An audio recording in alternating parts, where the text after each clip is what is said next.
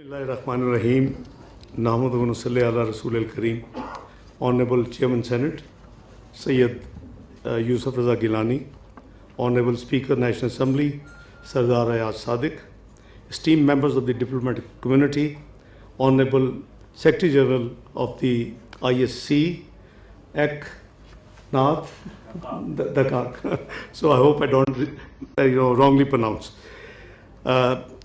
Parliamentary leaders, distinguished colleagues, ladies and gentlemen, Assalamu alaikum and very good afternoon. It is an immense pleasure to join you today at this curtain raiser ceremony for the upcoming Inter-Parliamentary Speakers Conference, ISC, in coming November. Allow me to begin by thanking the Honorable Chairman Senate and the founding Chairman of ISC for hosting this event and for taking the lead in launching the Inter-Parliamentary Speakers Conference, a vision rooted in both timely action and clear purpose. Having seen the title Peace, Security and Development, Mr. Chairman, I must compliment you, for selection of this topic. Without security, there is no peace to me, and without peace and security, there is no development. So it is the most appropriate the theme you have chosen for the upcoming conference. The presence of both Chairman of the Senate and the Speaker of the National Assembly in today's gathering, representing the entirety of Pakistan's Parliament, goes well beyond symbolism. It conveys to our partners that this initiative carries broad-based, cross-institutional and bipartisan endorsement. In today's complex and interconnected world, platforms like these are essential in bringing together parliamentary leaders from across region to engage in dialogue and exchange ideas.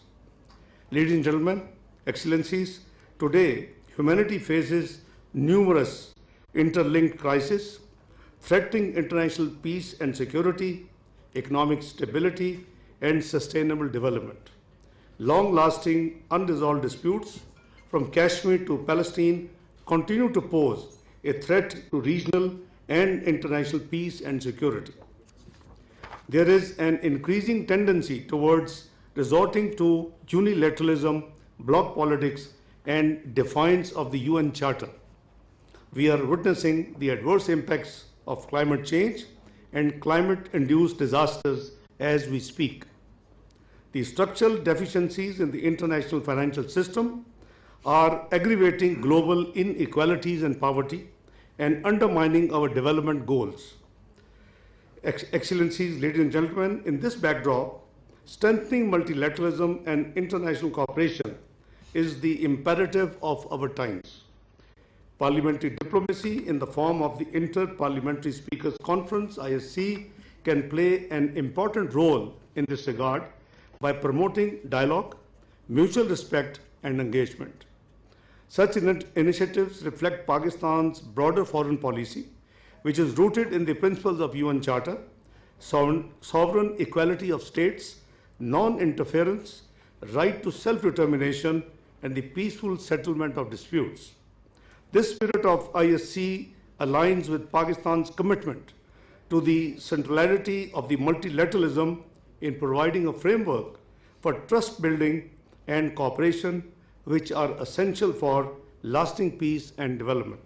Excellencies, ladies and gentlemen, Pakistan's election to the United Nations Security Council with resounding international support, 182 to 5, for the 2 years term, 2025 and 2026, its continued role as a bridge builder in the Council, as well as its various initiatives under its presidency of the Council in July this year, reflect its growing role and importance in the area of international peace and security.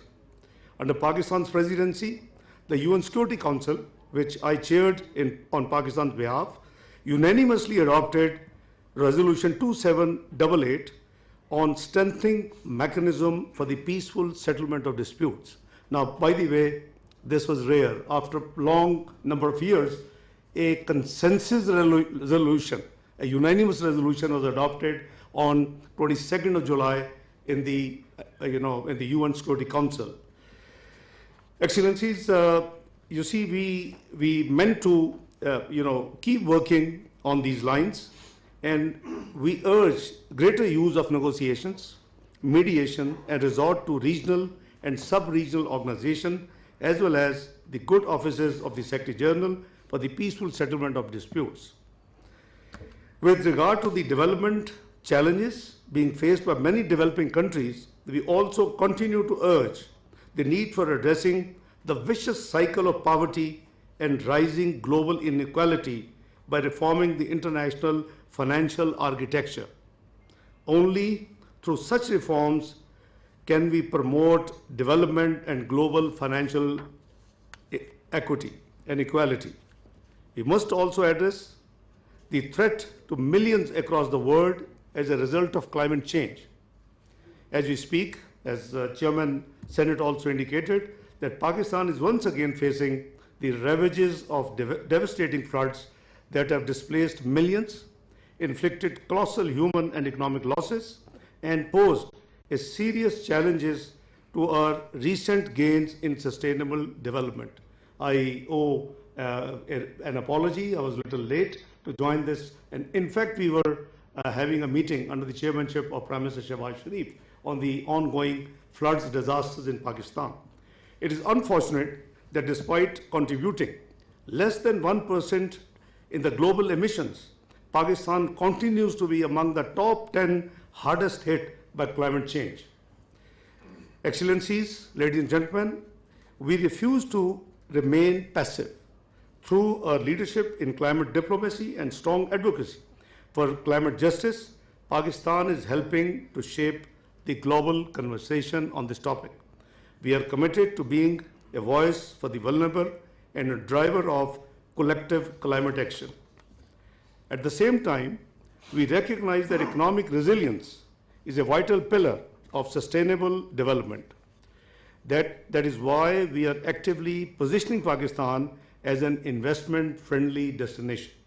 Ladies and gentlemen, Excellencies, wearing multiple hats as Deputy Prime Minister, Foreign Minister, and Leader of the House in the Senate, I have the privilege of seeing both sides of equation, foreign policy on the one hand and parliamentary consensus on the other.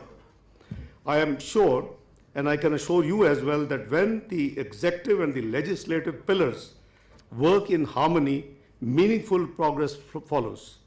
That is why the Inter-Parliamentary Speakers Conference is very significant in my opinion. It brings them together and generates the momentum needed for meaningful action.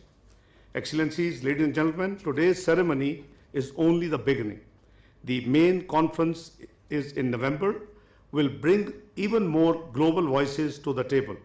I am hopeful that the conversations we start today will develop into strong partnerships and practical outcomes and solutions to achieve peace, security, and development.